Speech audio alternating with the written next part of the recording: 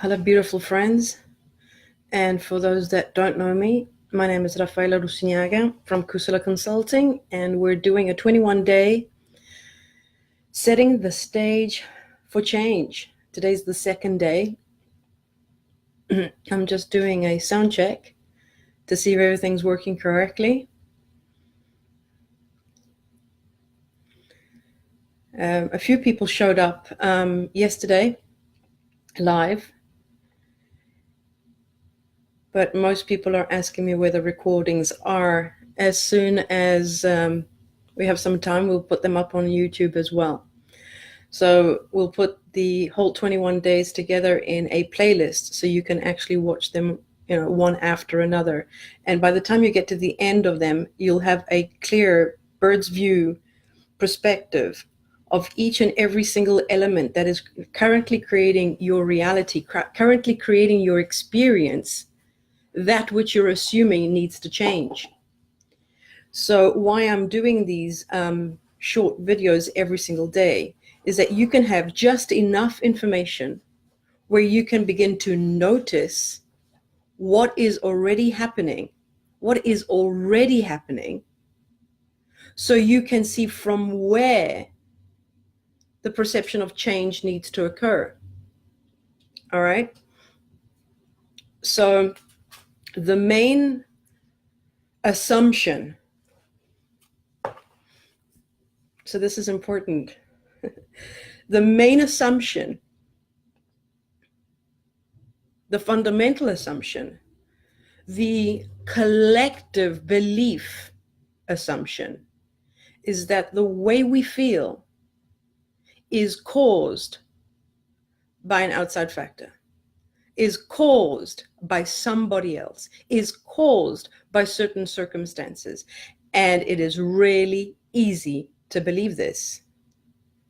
Still to this day, I fall into that.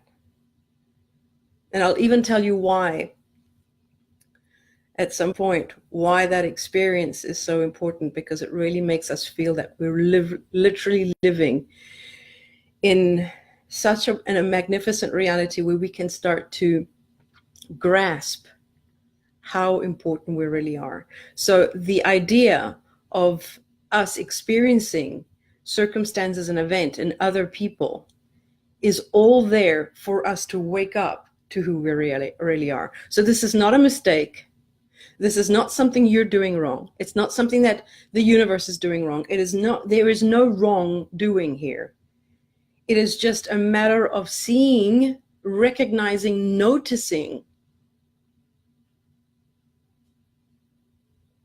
things as they are, and not how we believe they are. So let's take a few steps slowly. Let's get into this slowly. Let's get into this in a doable manner. All right. So let's get down to the base foundation. How is it that you're currently experiencing? Now, yesterday I asked you to write down everything you perceive in your life that is missing, lacking, or not sufficient in some way, that is making you feel unhappy, that has brought you to the conclusion that something needs to change. Did I say that correctly? Did that hit a nail on the head? Something, a list of things, a short list, a long list, whatever it is that you wrote down on that list, is your experience that if it were any different, you would be happy. If we change those things on the list, if we change those things on your list, if those things were changed, you would be happy.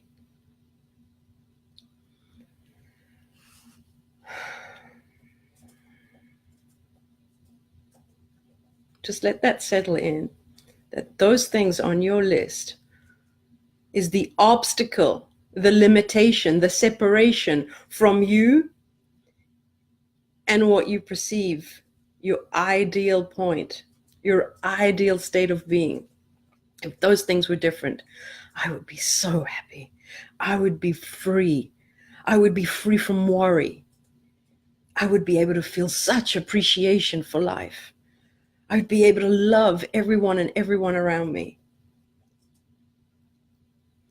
I'd be in utter joy, freedom, freedom from worry, freedom from anxiety, freedom from frustration, freedom from fear, freedom from lack. I've just mentioned words that describe a feeling, an emotion, a sensation. And because of those sensations, you have come to the conclusion that things need to change. What are you really saying is that I am tired of feeling disempowered. I am tired of feeling fearful. I am tired of feeling guilty. I am tired of feeling pessimistic. I am tired of feeling frustration. I am tired of feeling bondage. Because the circumstances that you have written on your list, the situations, the events, all give you a feeling. When you think about it, when you focus on it, when you wrote it down, it gives you a feeling. Now, it's the feeling that brings you to desire that thing to change. It's not the thing. It's the way you feel about the thing.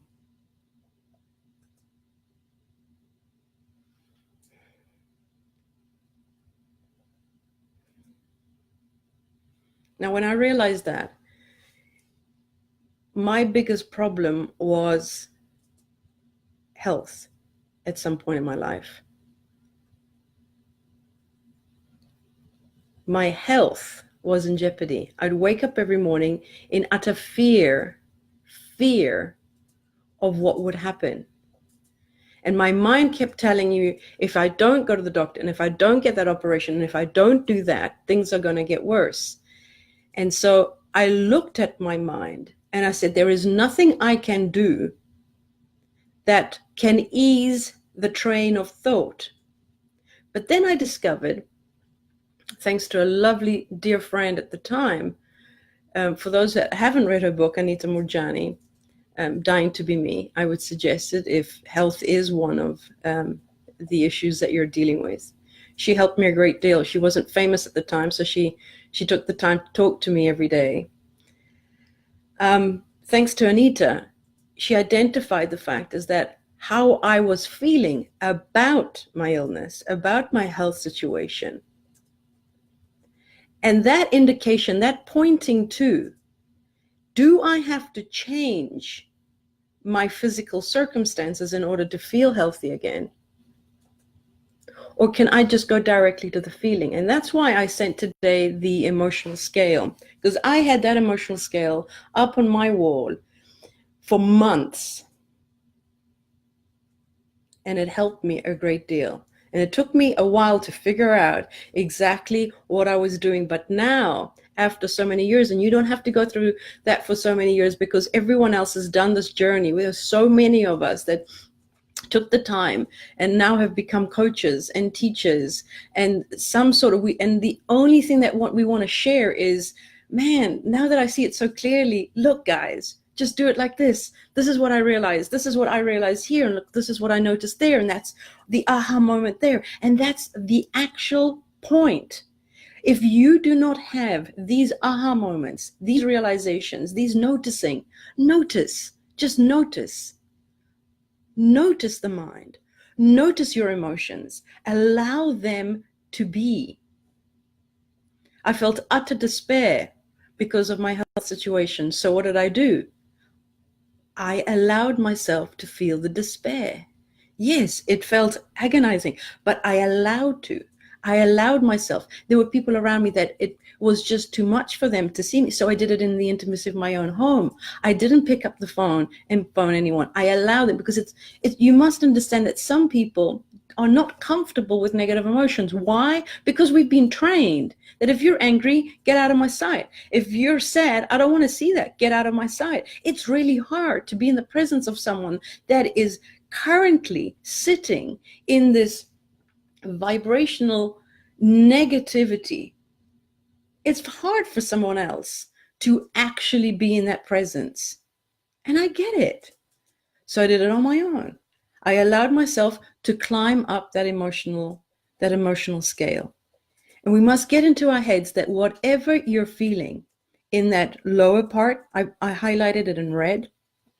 If you don't know where it is, just go to the Kusala Consulting closed group. You can download it from there, or it's in the post underneath the event, setting the stage for change. I put it down I made a post of it, so you can download it from there. It's a PDF. I would recommend printing it out. If you don't have a printer, copy it out. And that was really important for me to see, because at this point, we're not aware of our thoughts. That's fine. We'll get there. But what is evident, what made you write down that list yesterday, is how you feel. You know how you feel. Notice it. Notice it. But the fact is that when you're feeling sad or you're feeling despair, what would be the relief? To actually live it out and cry. Crying is a bad thing, apparently. We keep ourselves in check. Don't cry. Come on, things will get better. Don't cry. No, if that's the sensation that comes up, allow that. It's not you crying. It is the energy wanting to release itself. And if you watched my 21 days, remembering how to breathe, it can help if you watch them, that our bodies, through our breath, release trapped energy. Your emotions are energy. Your emotions are sensations. It is a movement of energy inside of you. So when you look at one of your items on the list, one of my items on the list is I want to feel healthy again. That's my main concern. I wake up in the morning, that's all I can think about. My health, or the lack of it, the lack of my health. And if I allow it and just stay in default mode like I used to be, I can just see that story go. The worst case scenario times 10, the worst case scenario getting worse and worse. So that was on my list. And I kept feeling bad about it, kept feeling bad. I felt like at some point, there's nothing I can do. If I keep thinking it and feeling this way, it's just going to get worse and worse. I can see that. I noticed that. Notice the infinite loop. When you notice the infinite loop, there's a spontaneous feeling of surrendering to it. Well, that's the outcome. I must just feel despair. And at some point, I realized, it dawned on me that after a week, I had not thought about my illness. I had not thought about my health at all. What did I do? I made a commitment that I've come to the conclusion that figuring it out with my mind isn't going to happen. I abandoned that task. I'm not going to be able to think my way out of this. And I have great appreciation for Anita for helping me out on that. There's no way you're going to think yourself out of any of those issues. Why? Because the quality of your thoughts is immersed in the state of being you're currently in. And the state of being that you're currently in, you are one in alignment with the problem. You're one in an alignment with the lack, with the missing. So whatever you come up in your mind as thoughts is going to be of an equivalent frequency to your problem. So thinking your way out of it, you're not going to be able to do that. So I surrendered. I literally surrendered to it. So it occurred to me, how do I rendezvous with thoughts and ideas, like that light bulb effect, that can see the solution, that will inspire me to action? Obviously, I need to be in a different state of being. I need to feel differently. So how do I feel healthy when I've got a perfectly evident bill of health that is not good at all. So that indication was, I'm not supposed to be happy. But hang on a minute. What if I am happy and unhealthy? Ooh, those two together. Happy and unhealthy, that's never been heard of. Well, how can I feel abundant and have zero amount in my bank account? The paradox happens. Are we actually talking about this? Are we actually talking about this? Yes. Emotions, thoughts, and the result, they're not stuck to glue. They're not stuck in any way. It is not said. We've been taught that you're meant to be sad if this is happening. You're meant to be in despair if that happened. If you did this, now this is the way you should feel about it.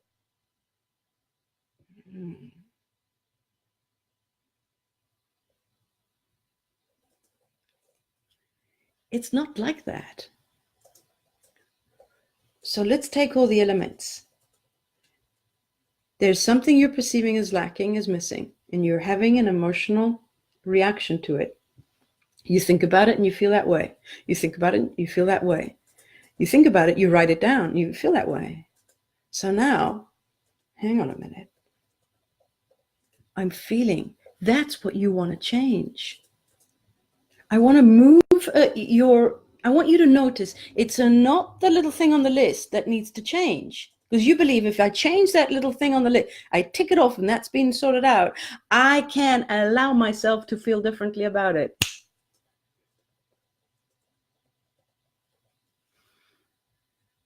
Who's the policeman here? Why do you only allow yourself to feel differently about your thing on the list if the little thing on the list has a tick next to it? It's been sorted out. We misdiagnosed. It's not true. You're fine. Oh, we've just transferred $1 million in your bank account. You're fine.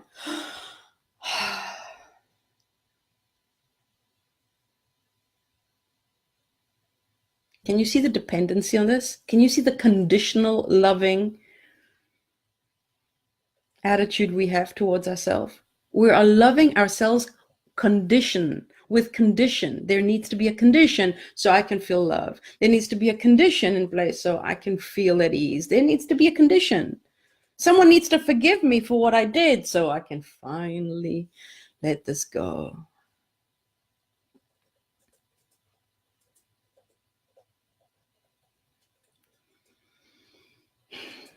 We're keeping ourselves in check. We're keeping ourselves in check and the people around us. You did that thing? You did that thing? Oh, you should be ashamed of yourself. Forever and ever and ever. Are you suffering from that? Oh my God, you must be devastated. It's in our language. Setting the stage for change, we need to look, notice things differently.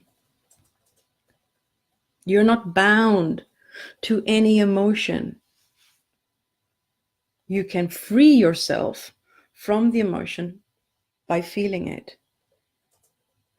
So the list that you wrote out yesterday, now look at your list and place them now on different pages and give them an indication how much they hurt you. 10 being the worst and 1 being the least. And now separate those things. A page for the ones that you feel like are 10, the ones that feel like a 9, the one that feel like an 8, and so on, okay? So at this point, you should have a category of all the things that you perceive are missing, lacking, not good enough, something that is troubling you, that there's there. That's the first indication. Fine, let's look at it. So now you're creating your stage with all your props there, all right? We're looking at the things that we believe must be different in our lives. And then next to it, give it a name. What emotion is it? Now this is clarity. I'm inviting you to notice things that before you weren't noticing. Notice it. I've given you most of the names of the emotion on that list, and notice how you're feeling about them.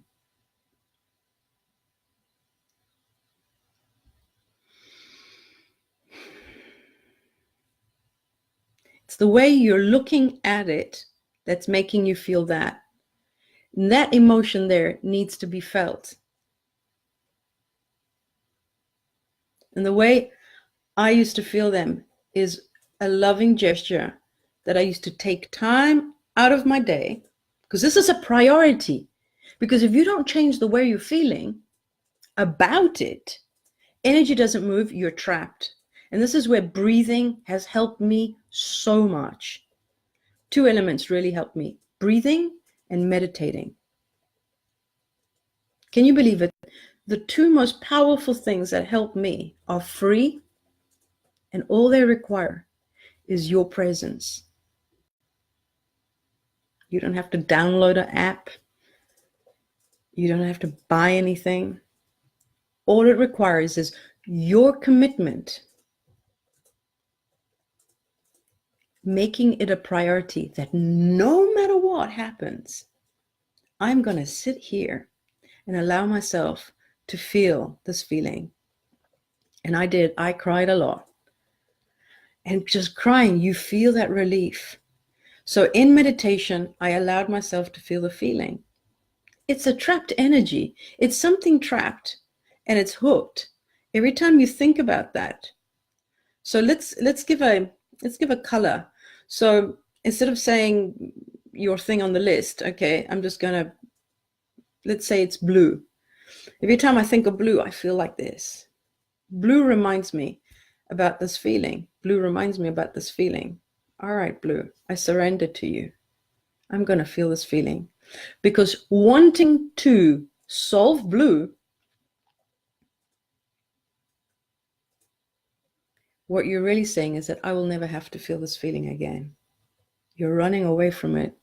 You're like, that's it. No, I don't want to feel that. So your actions and your daily routine is all strategizing to avoid ever bumping into blue, thinking about blue, so you can avoid feeling the feeling. So you are not in alignment with inspired action. Your action is conditioned because of blue. So you're trapped. You start feeling that you're stuck. You're stuck in this maze. Because why? Because you're focused on avoiding blue. Oh, if only blue would be different. If only blue would be purple. Damn it. Now your whole strategy of life is rotated around avoiding blue, avoiding that thing on your list. Because I'm not allowing myself to feel that feeling, because I remember it felt awful. And that's what surrendering is, feeling the feeling, letting go. Surrender. How many times have we heard that? What are we really surrendering into? A feeling that is. And now, if you look at it from a scientific point of view, like a scientist does, what is really happening? There's something happening in the body. There's energy flowing. Okay. And then we bump into a limiting thought, a thought that separates something, that identifies something as missing. And now you stop breathing normally. And so now your sympathetic nervous system gets into action, says, oh my God, we're under threat. Stress hormones come into your body. And now your level of energy goes down. And now you're feeling heavy. So now your whole system, you have now become the essence of that vibrational frequency, meaning one of those words on your emotional scale. You are now the embodiment of despair. You are now the embodiment of anger. You are now the embodiment of frustration. You are the whole of that. You are the perfect representation of it. So what are thoughts going to come through? So if you're the embodiment of anger, you're going to have thoughts, angry thoughts. Your actions are just going to be ready to snap at whoever pisses you off. Okay? And what is that indicating? It's indicating you got to feel this feeling. You've got to feel this feeling. And until you don't feel it, you won't move from there. That's why it's called an emotional scale. And as you take resistance off, where you're not, and what is the resistance is you deciding I don't want to feel it. If you allow yourself to feel it, ooh, resistant, and you just go. So it's like that metaphor of the cork, that if you hold it underwater, it'll stay there. But if you just let go, pop. So what is the holding on to? Holding on to, I must avoid feeling this feeling. Just feel it. Just feel it. So setting the stage for change is that introducing this new mechanism, in the sense, this knee-jerk reaction to avoiding to feel it. Oh, let's just fix this so I don't have to feel it. Let's fix this so I don't have to feel it. Let's fix this so I don't have to feel it. After you've cried, you will feel relief. Then check the emotional scale. Where are you now? Oh, I'm angry. Okay, cool. And now? Oh, I'm not supposed to feel anger. Who said so? Feel the anger. You know what I did? I wrote some angry letters. I never sent them, but I wrote them. I held on to pillows and I got tired. But I allowed myself to feel it. And then I went to check the emotional scale again. Where am I? Frustration. Now I carried on writing. This is where I realized I write really well. And frustration, aggravation, and you feel it. And you feel relief again. And then you go back to the emotional scale. Where am I now? And it occurred to me that maybe 20 minutes, 30 minutes, I had moved. I said, wow, look where I was. I was crying my heart out. Now look at me. I proved to myself that I can move myself emotionally.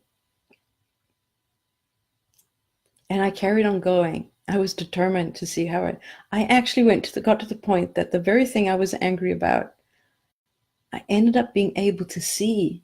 I ended up being able to see compassion and love for that very thing.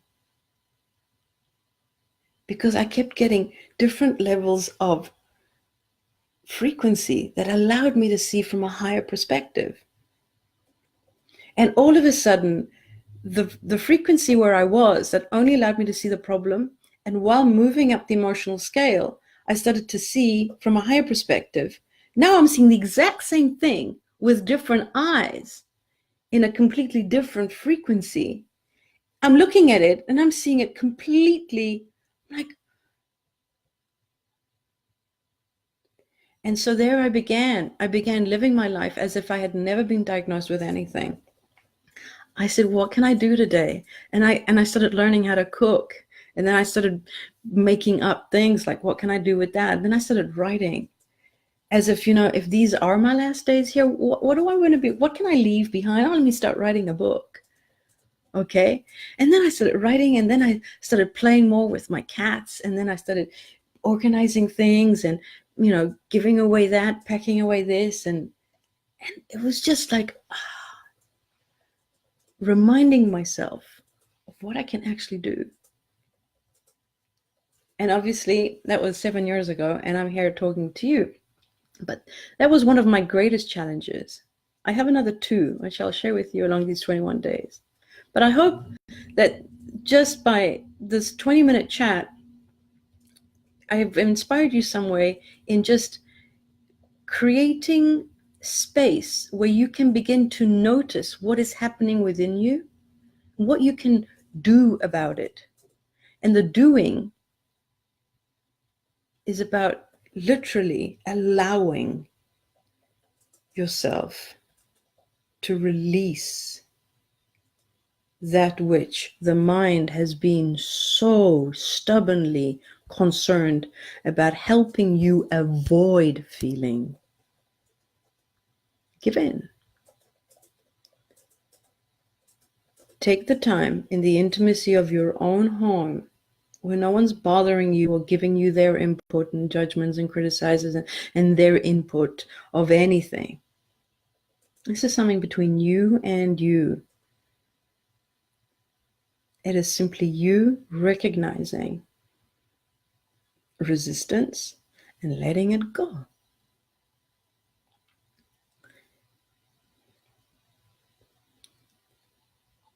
Use that emotional scale. That helped me a lot. Look at it. Feel for it. Tomorrow we'll be here again. So for today, take your list, organize them in different levels of pain that when you think about them. So you'll have 10 different columns, from 10 being the worst and 1 being the least. The ones with the ones, they're not nothing. There's something there that can be released. Why not? All right. And just look. Start with the smaller ones and see what you can do. And tomorrow we'll carry on. So the first part is that first we identify what it is that we perceive is hurting. Now the next one is that you actually feel that you can feel the very feeling that you've been avoiding all this time.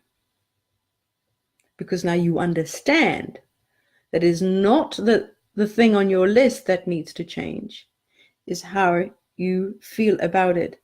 In the moment you feel differently about it,